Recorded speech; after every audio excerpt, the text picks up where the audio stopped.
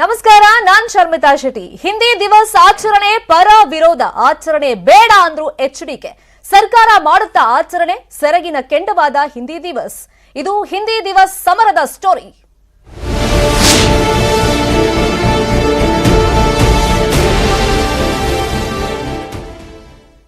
ದೇಶದಾದ್ಯಂತ ಇವತ್ತು ಹಿಂದಿ ದಿವಸ್ ಆಚರಣೆ ಮಾಡಬೇಕು ಅಂತ ಕರೆಯನ್ನು ಕೊಟ್ಟಿದ್ದಾರೆ. ಹಿಂದಿ ದಿವಸ್ ಆಚರಣೆಗೆ ಕೆಲವರಿಂದ ಭಾರಿ ವಿರೋಧ ವ್ಯಕ್ತವಾಗಿದೆ. ಒತ್ತಾಯವಾಗಿ ಹಿಂದಿ ಹೇರಿಕೆ ಯಾಕೆ ಅಂತ ಕೆಲವರು ಪ್ರಶ್ನೆಯನ್ನ ಮಾಡಿದ್ದಾರೆ. ಈಗ ಭಾಷೆ ಬೇಕು, ಅದು ಕಮ್ಯುನಿಕೇಶನ್ ಪರ್ಪಸ್ ಬೇಕು, ಹೌದು. ಅಭಿಮಾನ ಇರೋರು ಮಾಡ್ಕೊಳ್ತಾರೆ. ಕನ್ನಡ ಅಂದ್ರೆ ನಮ್ಗೆ ಪ್ರಾದೇಶಿಕ ಭಾಷೆ, ನಮ್ಮ ಮಾತೃಭಾಷೆ, ಅದ್ರ ಮೇಲೆ ನಮ್ಗೆ ವಿಪರೀತವಾದಂತ ಅಭಿಮಾನ ಇದೆ, ಇರಲೇಬೇಕು ಕೂಡ. ಆದ್ರೆ ಹಿಂದಿ ನಮಗ್ ಬೇಕು ಬೇಡ ಅಂತ ಹೇಳಲ್ಲ. ಏನಕ್ಕೆ ನಾವು ಕಲಿಬೇಕು ಹಿಂದಿನ? ಕಮ್ಯುನಿಕೇಶನ್ ಪರ್ಪಸ್ಗೆ. ಆದ್ರೆ ಇವರು ಒತ್ತಾಯ ಪೂರ್ವಕವಾಗಿ ಹೇರಿಕೆ ಮಾಡ್ತಿರೋದ್ರಿಂದ ಪರ ವಿರೋಧ ಚರ್ಚೆಗಳು ನಡೀತಾ ಇದೆ. ಇನ್ನು ಹಿಂದಿ ದಿವಸ್ ಬಗ್ಗೆ ಅಮಿತ್ ಶಾ ಮಾತನಾಡಿದ್ದಾರೆ. ಹಿಂದಿ ಭಾಷೆ ದೇಶವನ್ನ ಒಗ್ಗೂಡಿಸುತ್ತೆ ಅಂತ ಅಮಿತ್ ಶಾ ಅವರು ಹೇಳಿದ್ದಾರೆ. ಪ್ರಧಾನಿ ವಿದೇಶಕ್ಕೆ ಹೋದ್ರೂ ಕೂಡ ಹಿಂದಿ ಭಾಷೆಯಲ್ಲೇ ಮಾತನಾಡೋದು. ಹಿಂದಿ ಭಾಷೆ ಬಗ್ಗೆ ಅಮಿತ್ ಶಾ ಮಾತುಗಳಿದು. ಇನ್ನು ಹಿಂದಿ ವಿರೋಧಿ ರಾಜ್ಯಗಳಿಗೆ ಸಂದೇಶವನ್ನು ಈ ಮುಖಾಂತರ ರವಾನೆ ಮಾಡಿದ್ದಾರೆ. ದೇಶದಾದ್ಯಂತ ಇವತ್ತು ಹಿಂದಿ ದಿವಸ್ ಆಚರಣೆಗೆ ಪರ ವಿರೋಧ ಚರ್ಚೆಗಳು ಜೋರಾಗಿ ನಡೀತಾ ಇದೆ. ಈ ಮಧ್ಯದಲ್ಲಿ ಅಮಿತ್ ಶಾ ಅವರು ಮಾತಾಡಿರೋದು ಹಿಂದಿ ಭಾಷೆ ಅಂದ್ರೆ ದೇಶವನ್ನ ಒಗ್ಗೂಡಿಸುತ್ತೆ ಅಂತ ಹೇಳಿದ್ದಾರೆ. ಇನ್ನು ಪ್ರಧಾನಿ ನರೇಂದ್ರ ಮೋದಿ ಅವರು ಎಕ್ಸಾಂಪಲ್ ಅವರು ಕೊಟ್ಟಿದ್ದಾರೆ. ಪ್ರಧಾನಿ ನರೇಂದ್ರ ಮೋದಿ ಅವರು ವಿದೇಶಕ್ಕೆ ಹೋದ್ರೂ ಕೂಡ ಹಿಂದಿಯಲ್ಲೇ ಅವರು ಮಾತನಾಡೋದು ಅಂತ. ಹಿಂದಿ ವಿರೋಧಿ ರಾಜ್ಯಗಳಿಗೆ, ಎಸ್ಪೆಷಲಿ ಈ ಸೌತ್ ಅವರು ಹಿಂದಿಯನ್ನ ಬರೀ ಕಮ್ಯುನಿಕೇಶನ್ ಪರ್ಪಸ್ಗೆ ಮಾತ್ರ ಯೂಸ್ ಮಾಡ್ತಾರೆ. ಮತ್ತೆ ಈ ಬ್ಯಾಂಕ್ಗಳಲ್ಲಿ, ಬೇರೆ ಬೇರೆ ಸೆಕ್ಟರ್ಗಳಲ್ಲಿ ಹಿಂದಿ ಹೇರಿಕೆಯನ್ನ ಸೌತ್ ಇಂಡಿಯಾದವರು ಆಪೋಸ್ ಮಾಡ್ಕೊಂಡು ಬಂದಿದ್ದಾರೆ. ಎಸ್ಪೆಷಲಿ ಕರ್ನಾಟಕ ಇರ್ಬೋದು, ತಮಿಳುನಾಡು ಇರ್ಬೋದು, ಆಂಧ್ರ ಇರ್ಬೋದು, ಈ ತರದ ರಾಜ್ಯಗಳಲ್ಲಿ. ಹಾಗಾಗಿ ಈ ಹಿಂದಿ ವಿರೋಧಿ ರಾಜ್ಯಗಳಿಗೆ ಒಂದು ಸಂದೇಶವನ್ನು ಈ ಮುಖಾಂತರ ಅಮಿತ್ ಶಾ ಅವರು ರವಾನೆ ಮಾಡ್ದಂಗೆ ಕಾಣಿಸ್ತಾ ಇದೆ. ಈ ಕೇಂದ್ರದ ವಾದ ಏನು? ಹಿಂದಿ ಭಾರತದಲ್ಲಿ ಅತಿ ಹೆಚ್ಚು ಬಳಕೆ ಮಾಡುವಂತ ಭಾಷೆ. ಇಂಗ್ಲಿಷ್ನಂತೆ ಹಿಂದಿಯನ್ನು ಕೂಡ ಸಂಪರ್ಕ ಭಾಷೆ ಮಾಡಬೇಕು. ದೇಶದಲ್ಲಿ 12 ಕೋಟಿ ಜನಕ್ಕೆ ಹಿಂದಿ ಎರಡನೇ ಭಾಷೆಯಾಗಿದೆ.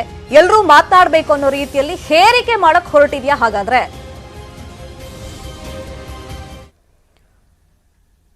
ಇನ್ನು ಹಿಂದಿ ದಿವಸ್ ಬಗ್ಗೆ ಪ್ರಧಾನಿ ಮೋದಿ ಟ್ವೀಟ್ ಮಾಡಿದ್ದಾರೆ. ಪ್ರಪಂಚದಲ್ಲಿ ಹಿಂದಿ ಭಾರತಕ್ಕೆ ವಿಶೇಷ ಗೌರವವನ್ನ ತಂದಿದೆ.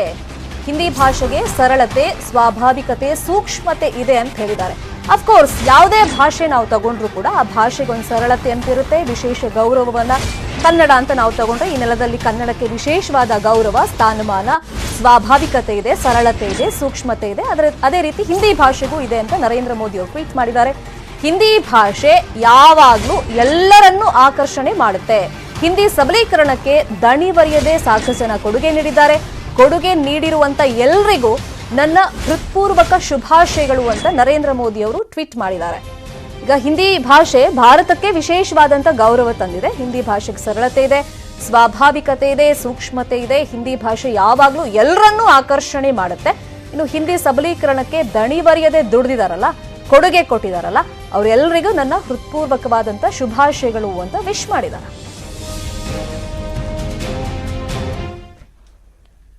ಇನ್ನು ರಾಜ್ಯದಲ್ಲಿ ಹಿಂದಿ ದಿವಸ್ ಆಚರಣೆ ಮಾಡಬೇಕಾ ಬೇಡವಾ, ಈ ಬಗ್ಗೆ ಪರ ವಿರೋಧ ಚರ್ಚೆಗಳು ಜೋರಾಗಿ ನಡೀತಾ ಇದೆ. ಇನ್ಫ್ಯಾಕ್ಟ್ ತುಂಬಾ ಜನ ಅದನ್ನ ವಿರೋಧಿಸ್ತಾ ಇದ್ದಾರೆ.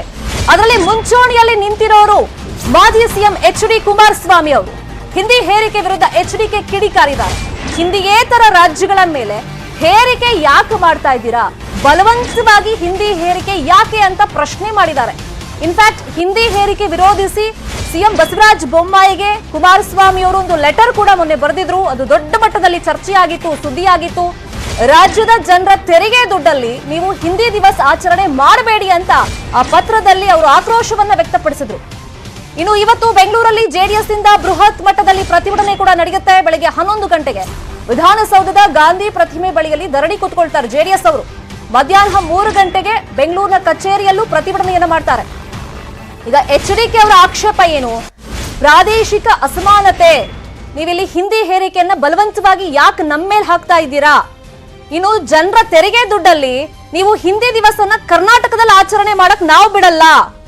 ಸೊ ಈ ತರ ಮಾಡೋದ್ರಿಂದ ಕನ್ನಡಿಗರಿಗೆ ನೀವು ಅವಮಾನ ಮಾಡ್ದಂತೆ ಆಗುತ್ತೆ ಅಂತ ಪತ್ರದಲ್ಲಿ ಉಲ್ಲೇಖ ಮಾಡಿದ್ದಾರೆ. ಹಿಂದಿಯೇತರ ರಾಜ್ಯಗಳ ಮೇಲೆ ಯಾಕೆ ನೀವು ಬಲವಂತವಾಗಿ ಹೇರಿಕೆ ಮಾಡ್ತಾ ಇದ್ದೀರಾ?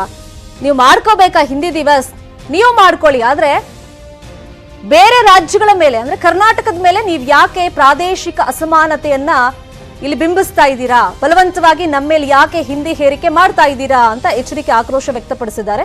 ಅಂದ್ರೆ ಅವರು ಉಲ್ಲೇಖ ಮಾಡಿರೋದು ಲೆಟರ್ ನಲ್ಲಿ ಬಸವರಾಜ ಬೊಮ್ಮಾಯಿಗೆ ಬರ್ದಿದಾರಲ್ಲ, ಅದರಲ್ಲಿ ಭಾರತವು ಸಾವಿರಾರು ಭಾಷೆ ಉಪಭಾಷೆ ಒಳಗೊಂಡಂತ 560ಕ್ಕೂ ಹೆಚ್ಚು ಸಂಸ್ಥಾನ ಒಪ್ಪಿ ಸೇರಿದ ಸಾಮಾಜಿಕ ಸಾಂಸ್ಕೃತಿಕ ವಿಭಿನ್ನ ಆಚರಣೆ ಇರುವಂತ ಒಂದು ಮಹಾನ್ ಒಕ್ಕೂಟ.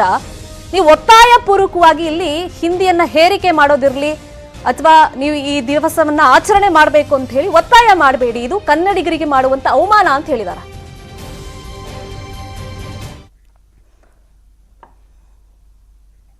ಇನ್ನು ಹಿಂದಿ ದಿವಸ ಆಚರಣೆಗೆ ಕನ್ನಡ ಪರ ಸಂಘಟನೆಗಳು ವಿರೋಧವನ್ನು ವ್ಯಕ್ತಪಡಿಸಿವೆ. ಬೆಳಗ್ಗೆ 11 ಗಂಟೆಗೆ ಕರವೇ ನಾರಾಯಣಗೌಡ ಬಣದಿಂದ ಪ್ರತಿಭಟನೆ ನಡೆಯುತ್ತೆ. ಬೆಂಗಳೂರಿನ ಫ್ರೀಡಂ ಪಾರ್ಕ್ನಲ್ಲಿ ಪ್ರತಿಭಟನೆ ನಡೆಸೋದಕ್ಕೆ ಸಿದ್ಧತೆಯನ್ನ ಮಾಡಿಕೊಂಡಿದ್ದಾರೆ.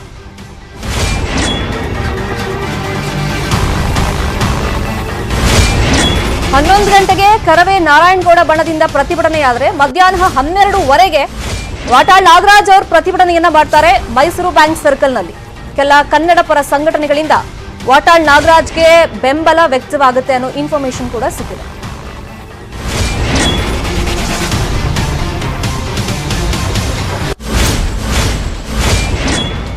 ಹಿಂದಿ ದಿವಸ ಆಚರಣೆಗೆ ಕನ್ನಡ ಪರ ಸಂಘಟನೆಗಳು ಕೂಡ ವಿರೋಧ ವ್ಯಕ್ತಪಡಿಸುತ್ತವೆ. ಬೆಳಗ್ಗೆ 11 ಗಂಟೆಗೆ ಕರವೇ ನಾರಾಯಣಗೌಡರು ಅವ್ರ ಬಣದಿಂದ ಪ್ರತಿಭಟನೆ ಮಾಡ್ತಾರೆ ಫ್ರೀಡಂ ಪಾರ್ಕ್ನಲ್ಲಿ. ಮಧ್ಯಾಹ್ನ 12ವರೆಗೆ ವಾಟಾಳ್ ನಾಗರಾಜ್ ಅವರು ಪ್ರತಿಭಟನೆ ಮಾಡ್ತಾರೆ. ವಾಟಾಳ್ ನಾಗರಾಜ್ ಅವ್ರ ಪ್ರತಿಭಟನೆ ಮೈಸೂರು ಬ್ಯಾಂಕ್ ಸರ್ಕಲ್ನಲ್ಲಿ ನಡೆಯುತ್ತೆ. ಕೆಲ ಕನ್ನಡ ಪರ ಸಂಘಟನೆಯವರು ವಾಟಾಳ್ ನಾಗರಾಜ್ ಅವ್ರಿಗೆ ಬೆಂಬಲವನ್ನ ಸೂಚಿಸುತ್ತಾರೆ ಅಂತ ಗೊತ್ತಾಗಿದೆ. ಇನ್ಫ್ಯಾಕ್ಟ್ ಇಲ್ಲಿ ನೋಡಿದ್ರೆ ನಾವು ಕನ್ನಡ ಪರ ಸಂಘಟನೆಗಳಲ್ಲೇ ಒಂಥರ ಈ ಒಡಕು ಮೂಡಿರೋದು, ಆದಷ್ಟು ಬೇಗ ಪ್ಯಾಚಪ್ ಮಾಡ್ಕೊಳ್ಬೇಕು. ಇಲ್ಲ ಅಂದ್ರೆ ನೋಡಿ, ಬ್ಯಾಂಕ್ಗಳಲ್ಲಿ ಆಲ್ರೆಡಿ ಹಿಂದಿ ಹೇರಿಕೆ ಆಗಿಬಿಟ್ಟಿದೆ. ನಾನು ಅನ್ನಲ್ಲ ಹಿಂದಿ ನಮಗೆ ಬೇಡವೇ ಬೇಡ ಅಂತ ನಾವು ಹೇಳ್ತಿಲ್ಲ, ಬೇಕು. ಯಾಕೆ ಬೇಕು? ಕಮ್ಯುನಿಕೇಶನ್ ಪರ್ಪಸ್ಸಿಗೆ ಬೇಕು, ಒಪ್ಕೊಳ್ಳೋಣ, ಹಿಂದಿ ಕಲಿಯೋಣ, ಬೇಡ ಅಂತ ನಾವು ಹೇಳ್ತಾ ಇಲ್ಲ. ಆದ್ರೆ ಬಲವಂತವಾಗಿ ನಮ್ಮ ಮೇಲೆ ಹಿಂದಿ ಹೇರಿಕೆಯನ್ನ ನೀವು ಮಾಡಕ್ ಹೋಗಬೇಡಿ. ಇದು ನಾವು ಮಾಡ್ತಿರುವಂತ ರಿಕ್ವೆಸ್ಟ್, ಇದಕ್ಕೆ ನಮ್ಮ ವಿರೋಧ ಇರೋದು.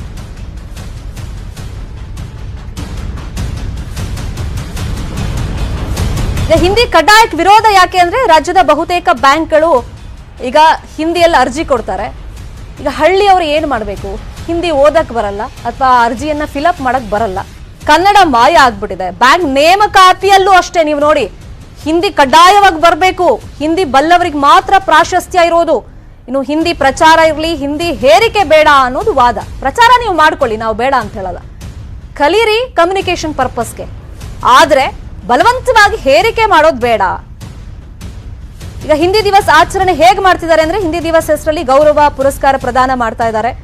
ಇದು ಯಾವ ತರ ಚಾಲ್ತಿಗೆ ಬಂತು ಈ ಆಚರಣೆ ಅಂತ ನಾವು ನೋಡೋದಾದ್ರೆ, ಶುರು ಹೆಂಗಾಯ್ತು ಹಿಂದಿ ದಿವಸ್?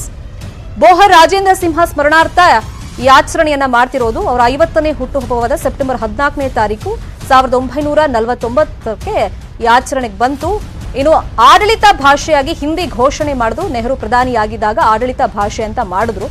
ವಿಶ್ವದಲ್ಲಿ ಅತಿ ಹೆಚ್ಚು ಮಾತನಾಡುವಂತ 4ನೇ ಭಾಷೆ. ಕೇಂದ್ರ ಸರ್ಕಾರ ಇದನ್ನೇ ವಾದ ಮಾಡ್ತಿರೋದು. ಹಿಂದಿ ಭಾರತದಲ್ಲಿ ಅತಿ ಹೆಚ್ಚು ಯೂಸ್ ಮಾಡುವಂತ ಲ್ಯಾಂಗ್ವೇಜ್ ಆಗಿದೆ. ಇಂಗ್ಲಿಷ್ ತರ ಹಿಂದಿಯನ್ನು ಸಂಪರ್ಕ ಭಾಷೆ ಮಾಡಬೇಕು. ಭಾಷೆಯ ಪ್ರಚಾರಕ್ಕೆ ಕೇಂದ್ರ ಸರ್ಕಾರ ಒತ್ತನ್ನ ಕೊಡ್ತಾ ಇದೆ. ಇನ್ನು ದೇಶದಲ್ಲಿ 12 ಕೋಟಿ ಜನಕ್ಕೆ ಹಿಂದಿ 2ನೇ ಭಾಷೆಯಾಗಿದೆ. ಆದ್ರೆ ಈಗ ಕೇಂದ್ರ ಸರ್ಕಾರ ಕೊಡ್ತಾ ಇರೋದು ಒಂದು ಸಂದೇಶ ಅಂದ್ರೆ, ಹಿಂದಿಯೇತರ ರಾಜ್ಯಗಳಿಗೆ ಒಂಥರ ಎಚ್ಚರಿಕೆಯ ಕರೆಗಂಟೆ ಇದು. ಅವರು ಉದ್ದೇಶ ಇರೋದು ಇಲ್ಲೂ ಹಿಂದಿ ಮಯ ಮಾಡಬೇಕು ಅಂತ. ಆದ್ರೆ ಇಲ್ಲಿನವ್ರೀಗ ಅಪೋಸ್ ಮಾಡ್ತಾ ಇದ್ದಾರೆ, ಎಸ್ಪೆಷಲಿ ಸೌತ್ ಇಂಡಿಯನ್. ನಾನು ಆಗ್ಲೇ ಹೇಳದ್ನಲ್ಲ, ಇಲ್ಲಿನ ಪ್ರಾದೇಶಿಕ ಭಾಷೆಗೆ ನಾವು ಒತ್ತನ್ನ ಕೊಡ್ತಾ ಇದ್ದೀವಿ. ಇನ್ನು ಕುಮಾರಸ್ವಾಮಿ ಅವರು ಇದನ್ನ ಸ್ಟ್ರಾಂಗ್ ಆಗಿ ವಿರೋಧಿಸಿದ್ದಾರೆ.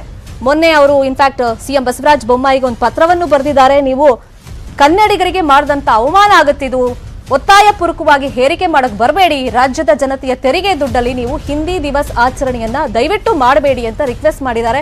ಇವತ್ತು ಜೆಡಿಎಸ್ ನಿಂದಾನು ಪ್ರತಿಭಟನೆಯನ್ನ ಹಮ್ಮಿಕೊಂಡಿದ್ದಾರೆ. ಆಲ್ರೆಡಿ ಬ್ಯಾಂಕ್ಗಳಲ್ಲಿ ಎಲ್ಲಾನು ಹಿಂದಿಮಯ ಆಗ್ಬಿಟ್ಟಿದೆ. ಈಗ ಭಾರತವು ಸಾವಿರಾರು ಭಾಷೆ ಉಪಭಾಷೆಯನ್ನು ಒಳಗೊಂಡಂತ 560ಕ್ಕೂ ಹೆಚ್ಚು ಸಂಸ್ಥಾನ ಒಪ್ಪಿ ಸೇರಿದ ಸಾಮಾಜಿಕ ಸಾಂಸ್ಕೃತಿಕ ವಿಭಿನ್ನ ಆಚರಣೆ ಇರುವಂತ ಮಹಾನ್ ಒಕ್ಕೂಟ. ನೀವು ಈ ತರ ಹಿಂದಿ ಹೇರಿಕೆಯನ್ನ ನಮ್ಮ ಮೇಲೆ ದಬ್ಬಾಳಿಕೆ ಮಾಡಕ್ ಬರಬೇಡಿ, ಅಂದ್ರೆ ಬಲವಂತವಾಗಿ ನೀವು ಹಿಂದಿ ಹೇರಿಕೆಯನ್ನ ಇಲ್ಲಿ ಮಾಡಕ್ ಬರಬೇಡಿ ಅಂತ ರಿಕ್ವೆಸ್ಟ್ ಮಾಡ್ಕೊಂಡಿದ್ದಾರೆ. ಜೊತೆಗೆ ಜನರ ತೆರಿಗೆ ದುಡ್ಡಲ್ಲಿ, ಕರ್ನಾಟಕದ ಜನರ ತೆರಿಗೆ ದುಡ್ಡಿನಲ್ಲಿ ನೀವು ಈ ಹಿಂದಿ ದಿವಸ್ ಆಚರಣೆಯನ್ನ ಮಾಡಿದ್ರೆ ದೊಡ್ಡ ಮಟ್ಟದಲ್ಲಿ ಹೋರಾಟ ಮಾಡಬೇಕಾಗುತ್ತೆ ಜೆಡಿಎಸ್ ಕಡೆಯಿಂದ ಅಂತ ಎಚ್ಚರಿಕೆ ಕೊಟ್ಟಿದ್ರು. ಅದರಂತೆ ಇವತ್ತು ಪ್ರತಿಭಟನೆ ಕೂಡ ನಡೆಯುತ್ತೆ ಜೆಡಿಎಸ್ ಪಕ್ಷದ ಕಡೆಯಿಂದ. ಇನ್ನು ಈ ತರ ನೀವು ಹಿಂದಿ ದಿವಸ್ ಮಾಡಿದ್ರೆ ಅದು ಕನ್ನಡಿಗರಿಗೆ ಮಾಡುವಂತ ಅವಮಾನ ಅಂತಾನು ಸಿಎಂ ಬಸವರಾಜ ಬೊಮ್ಮಾಯಿಗೆ ಪತ್ರದಲ್ಲಿ ಅವ್ರು ಬರೆದಿದ್ರು. ಈ ಪತ್ರದ ಬಗ್ಗೆನೇ ಸಾಕಷ್ಟು ಚರ್ಚೆ ಆಗ್ತಾ ಇತ್ತು. ಸಾಕಷ್ಟು ಜನ ಈ ತರ ಕುಮಾರಸ್ವಾಮಿ ಅವ್ರ ಪತ್ರ ಬರೆದಿರೋದಕ್ಕೆ ಅವರಿಗೆ ಬೆಂಬಲವಾಗಿ ನಿಂತ್ಕೊಂಡಿದ್ರು.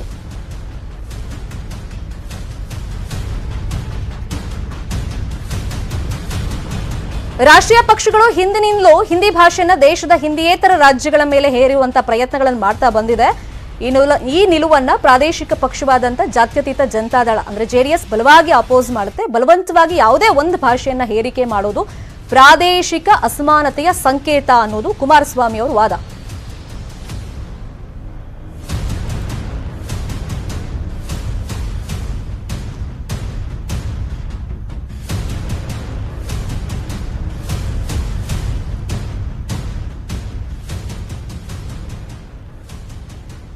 ಇವತ್ತು ಬೆಂಗಳೂರಲ್ಲಿ ಜೆಡಿಎಸ್ ನಿಂದ ಪ್ರತಿಭಟನೆ ನಡೆಯುತ್ತೆ. ಬೆಳಗ್ಗೆ 11 ಗಂಟೆಗೆ ವಿಧಾನಸೌಧದ ಗಾಂಧಿ ಪ್ರತಿಮೆ ಬಳಿಯಲ್ಲಿ ಧರಣಿ ಕೂತ್ಕೊಳ್ತಾರೆ. ಮಧ್ಯಾಹ್ನ 3 ಗಂಟೆಗೆ ಬೆಂಗಳೂರಿನ ಕಚೇರಿಯಲ್ಲಿ ಪ್ರತಿಭಟನೆ ಮಾಡ್ತಾರೆ. ಪ್ರತಿಭಟನೆ ಮಾಡೋ ಕಾರಣ ಪ್ರಾದೇಶಿಕ ಅಸಮಾನತೆ ಅಂತ ಕುಮಾರಸ್ವಾಮಿ ಅವರು ಕಿಡಿಕಾರಿರೋದು. ಅಂದ್ರೆ ಬಲವಂತವಾಗಿ ಯಾವುದೇ ಒಂದು ಭಾಷೆಯನ್ನ ಹೇರಿಕೆ ಮಾಡೋದು ಅದು ಪ್ರಾದೇಶಿಕ ಅಸಮಾನತೆ ಸಂಕೇತ ಆಗುತ್ತೆ. ಹಾಗಾದ್ರೆ ಕೇಂದ್ರ ಸರ್ಕಾರದ ಉದ್ದೇಶವೇನು? ಹಿಂದಿಯೇತರ ರಾಜ್ಯಗಳಲ್ಲಿ ಏನ್ ಮಾಡಕ್ ಹೊರಟಿದ್ದಾರೆ? ಇವರು ಆಡಳಿತ ಭಾಷೆ ಅಂತ ಅನೌನ್ಸ್ ಮಾಡ್ಕೊಂಡಿದ್ದಾರೆ. ಸರಿ, ಒಂದ್ ಹೆಜ್ಜೆ ಮುಂದೆ ಹೋಗಿ ಹಿಂದಿ ನಮ್ಮ ರಾಷ್ಟ್ರೀಯ ಭಾಷೆ ಆ ಮಟ್ಟಕ್ಕೂ ಕೂಡ ಚರ್ಚೆ ಆಗಿತ್ತು. ಅದಕ್ಕೂ ಸಾಕಷ್ಟು ಪರ ವಿರೋಧ ಚರ್ಚೆಗಳಾಗಿತ್ತು. ಕೆಲವರಂತೂ ಅಫಿಷಿಯಲ್ ಆಗಿ ಅನೌನ್ಸ್ ಆಗಿದೆ ಅಂತಾನೆ ದಾರಿ ತಪ್ಪಿಸೋ ಪ್ರಯತ್ನಗಳನ್ನೆಲ್ಲ ಮಾಡಿದ್ರು. ಆ ಬಗ್ಗೆನೂ ಚರ್ಚೆ ಆಗಿತ್ತು. ಅಂದ್ರೆ ಸೆಲೆಬ್ರಿಟೀಸ್ ಕೂಡ ಆ ಬಗ್ಗೆ ಮಾತನಾಡಿ ದೊಡ್ಡ ಮಟ್ಟದಲ್ಲಿ ಚರ್ಚೆಯಾಗಿ ಅದಕ್ಕೂ ಪರ ವಿರೋಧ ಅಭಿಪ್ರಾಯಗಳು ವ್ಯಕ್ತವಾಗಿದ್ದನ್ನ ನಾವು ನೋಡಿದೀವಿ. ಈಗ ನಮ್ಮ ರಾಜ್ಯದಲ್ಲಿ ಹಿಂದಿ ದಿವಸ್ ಆಚರಣೆ ಮಾಡಬೇಕಾ ಬೇಡವಾ? ಸರ್ಕಾರಕ್ಕೆ ತಲೆನೋವು ಅಥವಾ ಈ ಸರಗಿನ ಕೆಂಡ ಅಂತ ನಾವ್ ಯಾಕೆ ಹೇಳ್ತಾ ಇದ್ದೀವಿ? ಕೇಂದ್ರ ಸರ್ಕಾರ ಹೇಳ್ಬಿಟ್ಟಿದೆ. ಈಗ ರಾಜ್ಯದಲ್ಲಿ ಇರೋದು ಬಿಜೆಪಿ ಸರ್ಕಾರ, ಅದನ್ನ ಫಾಲೋ ಮಾಡ್ಬೇಕಾ ಬೇಡವಾ? ಮತ್ತಷ್ಟು ಸುದ್ದಿ ನೋಡೋಣ ಬ್ರೇಕ್ ಆದ್ಮೇಲೆ.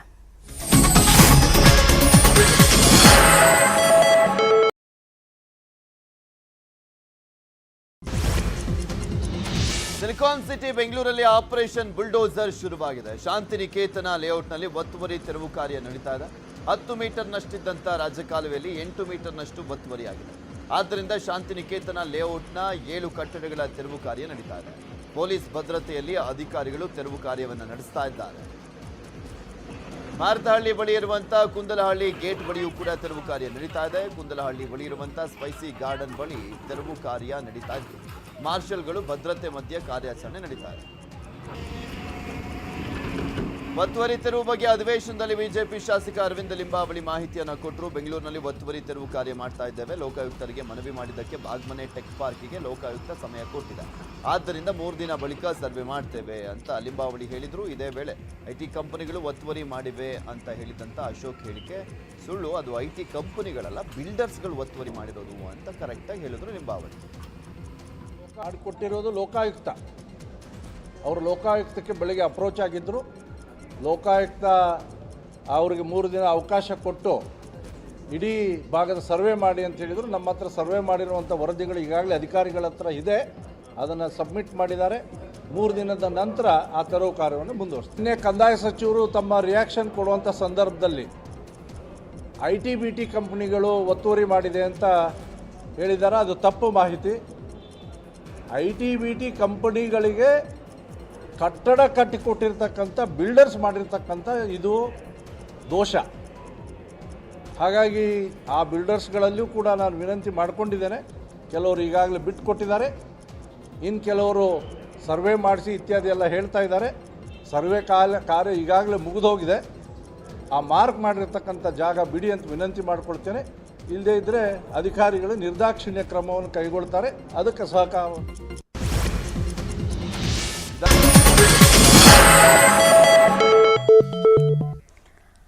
Welcome back. ಹಿಂದಿ ಹೇರಿಕೆ ಬಗ್ಗೆ, ಹಿಂದಿ ದಿವಸ ಆಚರಣೆ ಬಗ್ಗೆ ಮಾಜಿ ಸಿಎಂ HDK ಕಿಡಿಕಾರ್ತಾ ಇದ್ರು. ಈ ಬಗ್ಗೆ ಸಿಎಂಗೂ ಕೂಡ ಲೆಟರ್ ಅನ್ನು ಬರೆದಿದ್ರು. ಈ ಬಗ್ಗೆ ಮಾತನಾಡೋದಕ್ಕೆ ನಮ್ಮ ಜೊತೆ ಸ್ವತಃ ಮಾಜಿ ಸಿಎಂ ಕುಮಾರಸ್ವಾಮಿ ಅವರೇ ಫೋನ್ ಸಂಪರ್ಕದಲ್ಲಿ ಜಾಯ್ನ್ ಆಗಿದ್ದಾರೆ. ಕುಮಾರಸ್ವಾಮಿ ಅವರೇ ನಮಸ್ಕಾರ. ಕುಮಾರಸ್ವಾಮಿ ಅವರೇ, ನನ್ನ ವಾಯ್ಸ್ ನಿಮ್ಗೆ ಕೇಳಿಸ್ತಾ ಇದೆಯಾ?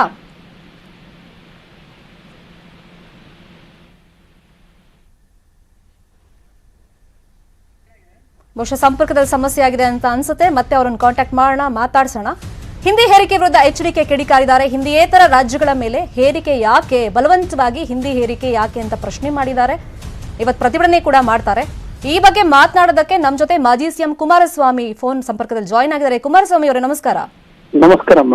ಓಕೆ, ಹಿಂದಿ ಹೇರಿಕೆ ಯಾಕೆ, ಬಲವಂತವಾಗಿ ಹೇರಿಕೆ ಯಾಕೆ ಮಾಡ್ತೀರಾ? ಹಿಂದಿ ದಿವಸ ಆಚರಣೆ ಬೇಡ ಅಂತ ನೀವೊಂದು ಲೆಟರ್ ಬರ್ದಿದ್ರಿ ಮುಖ್ಯಮಂತ್ರಿಗಳಿಗೆ. ಹೌದು. ಅದ್ರ ಬಗ್ಗೆ ತುಂಬಾ ಸಪೋರ್ಟಿವ್ ಆಗಿ ಕಮೆಂಟ್ಸ್ ಗಳು ಬರ್ತಾ ಇದೆ.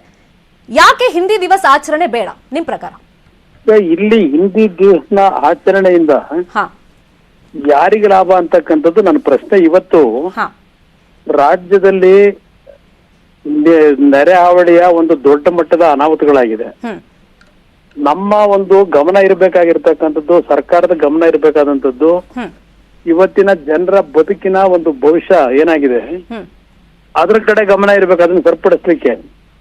ಈಗ ಹಿಂದಿ ದಿವಸ ಅಂತಕ್ಕಂಥದ್ದನ್ನ ಯಾವ ಕಾರಣಕ್ಕೆ ಮಾಡ್ತಾ ಇದ್ದೀರಿ? ಇದರ ಉದ್ದೇಶ ಏನು? ಹ್ಮ್ ಈ ಹಿಂದಿ ದಿವಸ ನೀವು ಆಚರಣೆ ಮಾಡ್ಲಿಕ್ಕೆ ನಾಡಿನ ಜನತೆಯ ತೆರಿಗೆ ಹಣ ಎಷ್ಟು ಹಣ ಖರ್ಚು ಮಾಡ್ತಾ ಇದ್ದೀರಿ ಇದಕ್ಕೆ? ಹಾ ಇದರಿಂದ ಸಿಗ್ತಕ್ಕಂಥದ್ದೇನು? ಯಾಕೆಂದ್ರೆ ಇವತ್ತು ನಮ್ಮ ದೇಶದಲ್ಲಿ ಹ್ಮ್ 57%ಗೂ ಹೆಚ್ಚಿನ ಜನ ಹಿಂದಿಯೇತರ ಭಾಷೆ ಮಾತನಾಡ್ತಕ್ಕಂಥವ್ರಿದ್ದಾರೆ. ಹ್ಮ್ ನಮ್ಮ ದೇಶದಲ್ಲಿ ನಮ್ಮದೇ ಆದಂತ ಒಂದು ಹ್ಮ್ ಭಾಷೆಗಳಿಗೆ ಪ್ರಾಮುಖ್ಯತೆ ಇರತಕ್ಕಂಥದ್ದಷ್ಟೇ ಅಲ್ಲ, ಹ್ಮ್ ಒಂದು ಭಾವನಾತ್ಮಕವಾದಂತ ಸಂಬಂಧಗಳಿದ್ದಾವೆ. ಹೌದು. ಸ್ವಾತಂತ್ರ್ಯ ಬಂದ ದಿನದಿಂದಲೂ ಇದು ಹಿಂದಿ ಏರಿಕೆಯನ್ನ ಹ್ಮ್ ಏರ್ಬೇಕು ಅಂತ ಹೇಳಿ ಅವ್ರು ಹೊರಟಾಗ ಹ್ಮ್ ಹಲವಾರು ಕಡೆ ಸಂಘರ್ಷಗಳಾದಂತದ್ದನ್ನು ಕಂಡಿದ್ದೇವೆ ನಾವು. ಹ್ಮ್ ಈಗ ಇದನ್ನ ಈ ಬಿಜೆಪಿಯ ಸರ್ಕಾರ ಬಂದ ನಂತರ ಹ್ಮ್ ಒಂದು ಇಡನ್ ಅಜೆಂಡಾ ಮಾಡ್ಕೊಂಡೇನು ಹೊರಟಿದ್ದಾರೆ. ಹ್ಮ್ ಹಿಂದಿ ಭಾಷೆಯನ್ನ ಇವತ್ತು ರಾಷ್ಟ್ರೀಯ ಭಾಷೆ ಮಾಡಬೇಕು ಅಂತ ಹೇಳಿ. ಹ್ಮ್ ಈಗ ಹಿಂದಿ ಭಾಷೆಗೆ ನೀವು ಪರ್ಯಾಯವಾಗಿ ಇಂಗ್ಲಿಷ್ ಭಾಷೆಗೆ ತರಬೇಕು ಅನ್ನೋದು ನಿಮ್ಮ ಅಭಿಪ್ರಾಯ ಹ್ಮ್. ಬಹುಶಃ. ಹ್ಮ್. ಅದ್ರ ಜೊತೆಗೆ ಪ್ರಾದೇಶಿಕ ಭಾಷೆಗಳನ್ನ ಸಂಪೂರ್ಣವಾಗಿ ಹಂತವಾಗಿ ಆ ಪ್ರಾದೇಶಿಕ ಭಾಷೆಯ ಒಂದು ಕತ್ತಿಸಿರ್ತಕ್ಕಂಥ ಕೆಲಸಕ್ಕೂ ಕೈ ಹಾಕಿದ್ದೀರಿ. ಹ್ಮ್ ಇಲ್ಲಿ ನೀವು ಹಿಂದಿ ಭಾಷೆಯಲ್ಲಿ ನೀವು ಮುಂದಿನ ದಿನಗಳಲ್ಲಿ ಪರ್ಯಾಯವಾಗಿ ಇಂಗ್ಲಿಷ್ಗೆ ಹ್ಮ್ ನೀವು ತರಬೇಕು ಅಂತ ಇದ್ದೀರಿ. ಅಮಿತ್ ಶಾ ಸ್ಟೇಟ್ಮೆಂಟ್ ಗಮನಿಸಿದಿರಾ ಅನ್ಕೊಂತೀನಿ ಕುಮಾರಸ್ವಾಮಿ ಅವರೇ. ಹೌದು, ಹಿಂದಿ ಭಾಷೆ ಹೌದು. ದೇಶವನ್ನ ಒಗ್ಗೂಡಿಸುತ್ತೆ ಅಂತ ಅವ್ರು ಹೇಳಿದ್ದಾರೆ. ಎಲ್ಲಿಂದ ಇಲ್ಲಿವರೆಗೆ ಆಗಿದೆ ಒಗ್ಗೂಡಿಲ್ವೇ? ಹ್ಮ್ ಸ್ವಾತಂತ್ರ್ಯ ಬಂದು 75 ವರ್ಷ ಈಗ ಅಮೃತ ಮಹೋತ್ಸವ ಏನು ಆಚರಣೆ ಮಾಡಿದೀವಿ.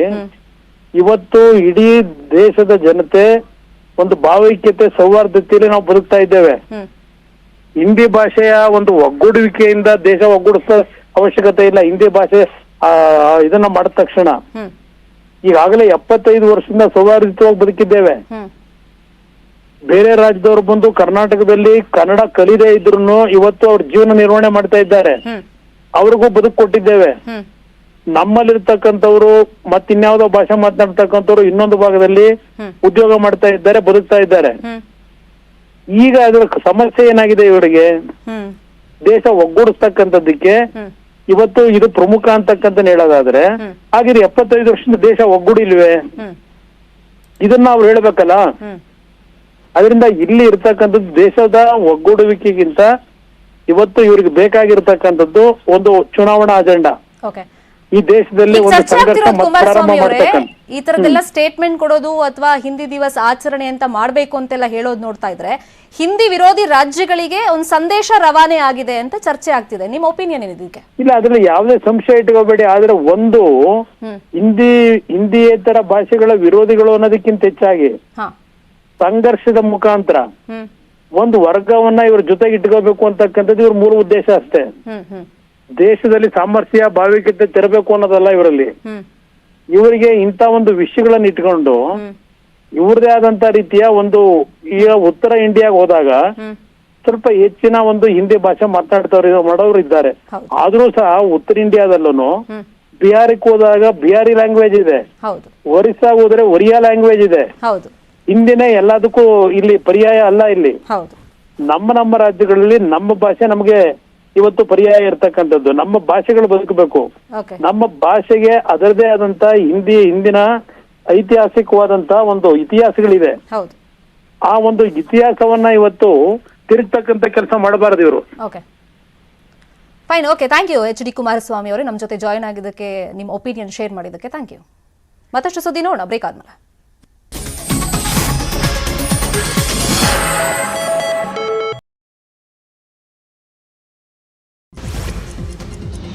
ಸಿಲಿಕಾನ್ ಸಿಟಿ ಬೆಂಗಳೂರಲ್ಲಿ ಆಪರೇಷನ್ ಬುಲ್ಡೋಸರ್ ಶುರುವಾಗಿದೆ. ಶಾಂತಿನಿಕೇತನ ಲೇಔಟ್ನಲ್ಲಿ ಒತ್ತುವರಿ ತೆರವು ಕಾರ್ಯ ನಡೀತಾ ಇದೆ. 10 ಮೀಟರ್ನಷ್ಟಿದ್ದಂಥ ರಾಜಕಾಲುವೆಯಲ್ಲಿ 8 ಮೀಟರ್ನಷ್ಟು ಒತ್ತುವರಿಯಾಗಿದೆ. ಆದ್ದರಿಂದ ಶಾಂತಿನಿಕೇತನ ಲೇಔಟ್ನ 7 ಕಟ್ಟಡಗಳ ತೆರವು ಕಾರ್ಯ ನಡೀತಾ ಇದೆ. ಪೊಲೀಸ್ ಭದ್ರತೆಯಲ್ಲಿ ಅಧಿಕಾರಿಗಳು ತೆರವು ಕಾರ್ಯವನ್ನು ನಡೆಸ್ತಾ ಇದ್ದಾರೆ. ಮಾರತಹಳ್ಳಿ ಬಳಿ ಇರುವಂತಹ ಕುಂದಲಹಳ್ಳಿ ಗೇಟ್ ಬಳಿಯೂ ಕೂಡ ತೆರವು ಕಾರ್ಯ ನಡೀತಾ ಇದೆ. ಕುಂದಲಹಳ್ಳಿ ಬಳಿ ಇರುವಂತಹ ಸ್ಪೈಸಿ ಗಾರ್ಡನ್ ಬಳಿ ತೆರವು ಕಾರ್ಯ ನಡೀತಾ ಇದ್ದು ಮಾರ್ಷಲ್ಗಳು ಭದ್ರತೆ ಮಧ್ಯೆ ಕಾರ್ಯಾಚರಣೆ ನಡೀತಾ ಇದೆ. ಒತ್ತುವರಿ ತೆರವು ಬಗ್ಗೆ ಅಧಿವೇಶನದಲ್ಲಿ ಬಿಜೆಪಿ ಶಾಸಕ ಅರವಿಂದ ಲಿಂಬಾವಳಿ ಮಾಹಿತಿಯನ್ನು ಕೊಟ್ಟರು. ಬೆಂಗಳೂರಿನಲ್ಲಿ ಒತ್ತುವರಿ ತೆರವು ಕಾರ್ಯ ಮಾಡ್ತಾ ಇದ್ದೇವೆ. ಲೋಕಾಯುಕ್ತರಿಗೆ ಮನವಿ ಮಾಡಿದ್ದಕ್ಕೆ ಬಾಗ್ಮನೆ ಟೆಕ್ ಪಾರ್ಕಿಗೆ ಲೋಕಾಯುಕ್ತ ಸಮಯ ಕೊಟ್ಟಿದೆ. ಆದ್ದರಿಂದ 3 ದಿನ ಬಳಿಕ ಸರ್ವೆ ಮಾಡ್ತೇವೆ ಅಂತ ಲಿಂಬಾವಳಿ ಹೇಳಿದರು. ಇದೇ ವೇಳೆ ಐಟಿ ಕಂಪನಿಗಳು ಒತ್ತುವರಿ ಮಾಡಿವೆ ಅಂತ ಹೇಳಿದಂಥ ಅಶೋಕ್ ಹೇಳಿಕೆ ಸುಳ್ಳು. ಅದು ಐಟಿ ಕಂಪನಿಗಳಲ್ಲ, ಬಿಲ್ಡರ್ಸ್ಗಳು ಒತ್ತುವರಿ ಮಾಡಿರೋದು ಅಂತ ಕರೆಕ್ಟಾಗಿ ಹೇಳಿದ್ರು ಲಿಂಬಾವಳಿ. ಕೊಟ್ಟಿರೋದು ಲೋಕಾಯುಕ್ತ. ಅವರು ಲೋಕಾಯುಕ್ತಕ್ಕೆ ಬೆಳಿಗ್ಗೆ ಅಪ್ರೋಚ್ ಆಗಿದ್ದರು.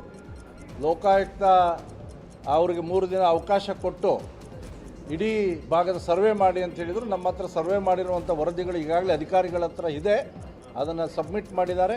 3 ದಿನದ ನಂತರ ಆ ತೆರವು ಕಾರ್ಯವನ್ನು ಮುಂದುವರಿಸ್ತಾರೆ. ನಿನ್ನೆ ಕಂದಾಯ ಸಚಿವರು ತಮ್ಮ ರಿಯಾಕ್ಷನ್ ಕೊಡುವಂಥ ಸಂದರ್ಭದಲ್ಲಿ ITBT ಕಂಪ್ನಿಗಳು ಒತ್ತುವರಿ ಮಾಡಿದೆ ಅಂತ ಹೇಳಿದ್ದಾರೆ. ಅದು ತಪ್ಪು ಮಾಹಿತಿ. ITBT ಕಂಪನಿಗಳಿಗೆ ಕಟ್ಟಡ ಕಟ್ಟಿಕೊಟ್ಟಿರ್ತಕ್ಕಂಥ ಬಿಲ್ಡರ್ಸ್ ಮಾಡಿರ್ತಕ್ಕಂಥ ಇದು ದೋಷ. ಹಾಗಾಗಿ ಆ ಬಿಲ್ಡರ್ಸ್ಗಳಲ್ಲಿಯೂ ಕೂಡ ನಾನು ವಿನಂತಿ ಮಾಡಿಕೊಂಡಿದ್ದೇನೆ. ಕೆಲವರು ಈಗಾಗಲೇ ಬಿಟ್ಟುಕೊಟ್ಟಿದ್ದಾರೆ, ಇನ್ನು ಕೆಲವರು ಸರ್ವೆ ಮಾಡಿಸಿ ಇತ್ಯಾದಿ ಎಲ್ಲ ಹೇಳ್ತಾ ಇದ್ದಾರೆ. ಸರ್ವೆ ಕಾರ್ಯ ಈಗಾಗಲೇ ಮುಗಿದೋಗಿದೆ. ಆ ಮಾರ್ಕ್ ಮಾಡಿರ್ತಕ್ಕಂಥ ಜಾಗ ಬಿಡಿ ಅಂತ ವಿನಂತಿ ಮಾಡಿಕೊಳ್ತೇನೆ. ಇಲ್ಲದೇ ಇದ್ದರೆ ಅಧಿಕಾರಿಗಳು ನಿರ್ದಾಕ್ಷಿಣ್ಯ ಕ್ರಮವನ್ನು ಕೈಗೊಳ್ತಾರೆ. ಅದಕ್ಕೆ ಸಹಕಾರ.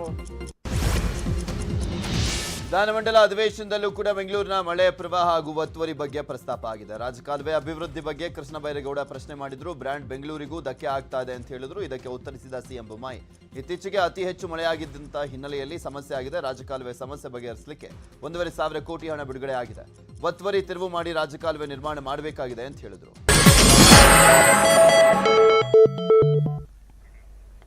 Welcome back. 1,34,786 ಕಡೆ ರಾಜಕಾಲುವೆ ಒತ್ತುವರಿ, 413 ಕಟ್ಟಡ ತೆರವು, ಕಟ್ಟಕಡೆಯ ಅಕ್ರಮ ಕಟ್ಟಡ ತೆರವುಗೊಳಿಸುತ್ತಾ ಬಿಬಿಎಂಪಿ. ಮಳೆ ನಿಂತ ಮೇಲೆ ಮರ್ತು ಹೋಗುತ್ತಾ ಅಕ್ರಮ ತೆರವು. ಇದು ಆಪರೇಷನ್ ಬುಲ್ಡೋಸರ್ ಡೇ 3 ಸ್ಟೋರಿ.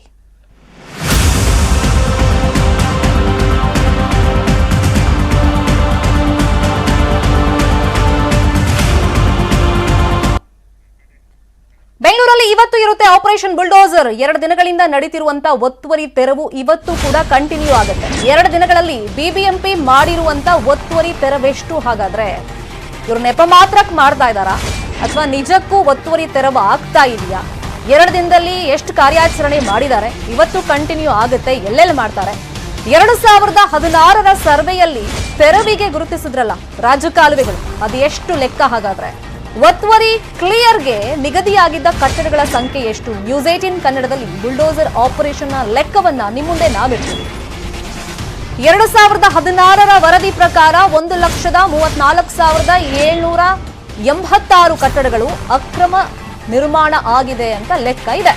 ಕಟ್ಟಡ ಇರ್ಬೋದು, ಗೋಡೆ, ರಸ್ತೆ, ಪ್ಲೇಗ್ರೌಂಡ್, ಸ್ವಿಮ್ಮಿಂಗ್ ಪೂಲ್ ಕೂಡ ಅದರಲ್ಲಿ ಇದೆಯಂತೆ. ಕಳೆದ 2 ದಿನಗಳಿಂದ ಕೇವಲ 413 ಕಟ್ಟಡಗಳು ಮಾತ್ರ ತೆರವಾಗಿರೋದು. ಜಸ್ಟ್ ಇಮ್ಯಾಜಿನ್ ಮಾಡ್ಕೊಳ್ಳಿ. ವರದಿ ಪ್ರಕಾರ 1,34,786 ಕಟ್ಟಡಗಳು ಅಕ್ರಮ ಅಂತಿದೆ. ಆದರೆ 2 ದಿನಗಳಿಂದ ಕಾರ್ಯಾಚರಣೆಯಲ್ಲಿ ತೆರವು ಮಾಡಿರೋದು 413 ಕಟ್ಟಡಗಳನ್ನ ಮಾತ್ರ.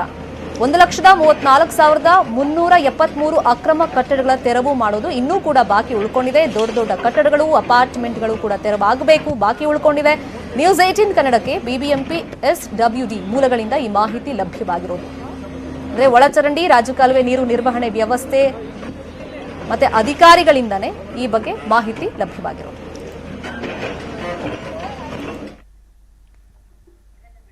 ಇನ್ನು ಚಲಘಟ್ಟದಲ್ಲಿ ಆಪರೇಷನ್ ಒತ್ತುವರಿ ನಡೀತಾ ಇದೆ. ಅಂದ್ರೆ ಒತ್ತುವರಿ ತೆರವು ಕಾರ್ಯಾಚರಣೆ. ನಲಪಾಡ್ ಅಕಾಡೆಮಿಯಿಂದ ರಾಜಕಾಲುವೆ ಒತ್ತುವರಿ ಆಗಿದೆ ಅಂತ ಆರೋಪ ಕೇಳಿ ಬಂದಿತ್ತು. ಸೊ ನಿನ್ನೆ ಆ ಬಗ್ಗೆ ನಾವು ನಿಮಗೆ ತೋರಿಸಿದ್ವಿ, ಯಾವ ತರ ಒತ್ತುವರಿ ತೆರವು ಕಾರ್ಯಾಚರಣೆಯನ್ನು ಅಧಿಕಾರಿಗಳು ಮಾಡ್ತಾ ಇದ್ರು ಅಂತ. ಡಾಕ್ಯುಮೆಂಟ್ಸ್ ಇದೆ, ತಂದು ಕೊಡ್ತೀನಿ ಅಂತ ನಲಪಾಡ್ ಹೇಳಿದ್ರಂತೆ. ಆದ್ರೆ ಸ್ಥಳಕ್ಕೆ ಅವರು ಬರಲಿಲ್ಲ, ಡಾಕ್ಯುಮೆಂಟ್ ಬರಲಿಲ್ಲ. ತಂಪಾಡಿ ತಾವು ಕೆಲಸವನ್ನ ಸ್ಟಾರ್ಟ್ ಮಾಡಿದ್ರು ಅಧಿಕಾರಿಗಳು. ಮೀಡಿಯಾ ಮುಂದೆ ಹೇಳಿದ್ದು, ಎಷ್ಟೇ ಪ್ರಭಾವಿಗಳಾಗಿದ್ರು ಅಲ್ಲಿ ಒತ್ತುವರಿ ಆಗಿದ್ರೆ ಅದನ್ನ ಖಂಡಿತ ನಾವು ತೆರವು ಮಾಡ್ತೀವಿ ಅಂತ. ಆದ್ರೆ ನೆಪ ಮಾತ್ರಕ್ಕೆ ನಾನು ಹೇಳದ್ನಲ್ಲ, ನೆಪ ಮಾತ್ರಕ್ಕೆ ತೆರವು ಕಾರ್ಯಾಚರಣೆ ನಡೀತಾ ಇರೋ ರೀತಿಯಲ್ಲಿ ಇಲ್ಲೂ ಕಾಣಿಸ್ತಾ ಇದೆ. ಅಕಾಡೆಮಿ ಸುತ್ತಲೂ ಕೂಡ ಕಾಂಪೌಂಡ್ ನಿರ್ಮಾಣ ಆಗಿದೆ. ಕಾಂಪೌಂಡ್ ತೆರವು ಮಾಡದೆ ಇವರು ತೆರವು ಕಾರ್ಯಾಚರಣೆ ಮಾಡ್ತಿದ್ದಾರೆ ಅಂತೆ. ಅದು ಯಾವ ತರ ತೆರವು ಕಾರ್ಯಾಚರಣೆ ಗೊತ್ತಾಗ್ತಾ ಇಲ್ಲ. ಈಗ ನೋಡಿ, ನಿನ್ನೆ ಮಾಧ್ಯಮದವ್ರು ಅಲ್ಲಿ ಹೋದ್ರು, ರಾಜಾರೋಷವಾಗಿ ಹೇಳ್ಕೊಂಡ್ರು ಅಧಿಕಾರಿಗಳು, ನಾವು ಯಾರು ಬಂದ್ರು ಬಿಡಲ್ಲ, ಯಾರು PA ಫೋನ್ ಮಾಡಿದ್ರು ನಾವು ಇದು ಮಾಡಲ್ಲ, ಯಾವ MLA ಫೋನ್ ಮಾಡಿದ್ರು ನಾವು ಅದಕ್ಕೆ ಸೊಪ್ಪು ಹಾಕಲ್ಲ ಅಂತ ಹೇಳ್ತಾ ಇದ್ರು. ಆದ್ರೆ ಮಾಧ್ಯಮಗಳನ್ನ ಹೊರಗಿಟ್ಟು ತೆರೆಮರೆಯಲ್ಲಿ ತೆರವು ಕಾರ್ಯಾಚರಣೆಯನ್ನ ಮಾಡ್ತಾ ಇದ್ದಾರೆ. ಇದು ನೆಪ ಮಾತ್ರಕ್ಕ ಹಾಗಾದ್ರೆ?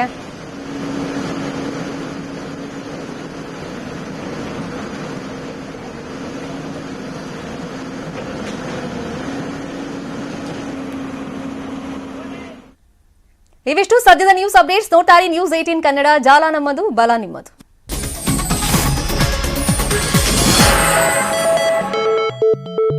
ಈ ವಾರ್ತೆಯ ಮುಖ್ಯಾಂಶಗಳ ಪ್ರಾಯೋಜಕರು